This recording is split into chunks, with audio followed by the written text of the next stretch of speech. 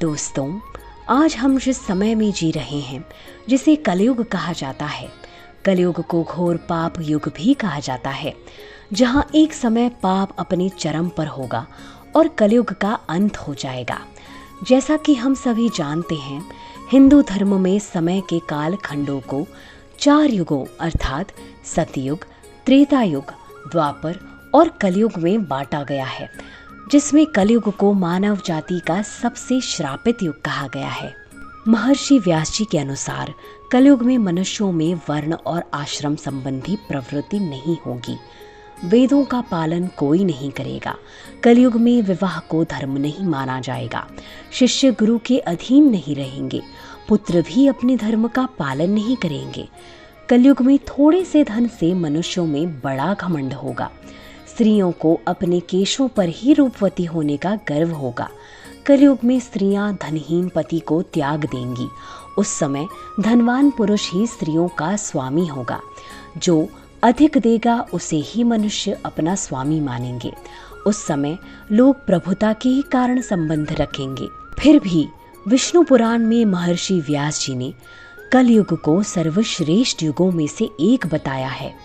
उनका ऐसा कहने के पीछे क्या तर्क था और कलयुग को सर्वश्रेष्ठ कैसे बताया गया, आज हम जानेंगे इसके बारे में, जिसका वर्णन विष्णु पुराण में किया गया है। विष्णु पुराण के 6 अंश के अध्याय 2 में वर्णित आज की इस कथा के अनुसार एक दिन महर्षि व्यास गंगा नदी में स्नान कर रहे थे। तभी कुछ ऋषिगण वहां पहुंचे और उन्होंने देखा कि व्यास जी नदी में डुबकी लगाकर ध्यान कर रहे हैं। यह देखकर वे ऋषिगण नदी तट पर एक वृक्ष के नीचे बैठ गए। फिर कुछ समय बाद महर्षि व्यास जब ध्यान से उठकर जल में खड़े हुए, तब वे कहने लगे कि युगों में कलयुग, वर्णों में शूद्र और इंसानों में स्त्री श्रेष्ठ है।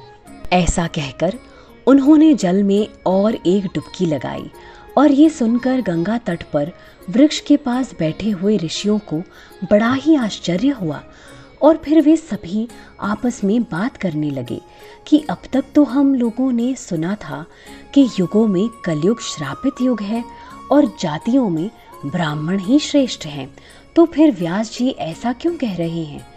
तब फिर उनमें से एक ऋषि ने कहा कि इस प्रश्न का उत्तर सिर्फ व्यास जी ही दे सकते हैं।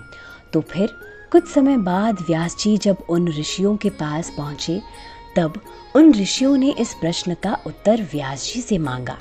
तब फिर व्यास जी ने इसका उत्तर ऋषियों को देते हुए कहा कि हे ऋषिगण, जो फल सतयुग में मनुष्य 10 वर्ष तपस्या, ब्रह्मचर्य आदि करने से पाता है, वो फल मनुष्य त्रेता युग में 1 वर्ष में पा लेता है और द्वापर में 1 महीने में, और कलयुग में मनुष्य वो फल 1 दिन में ही प्राप्त कर सकता है।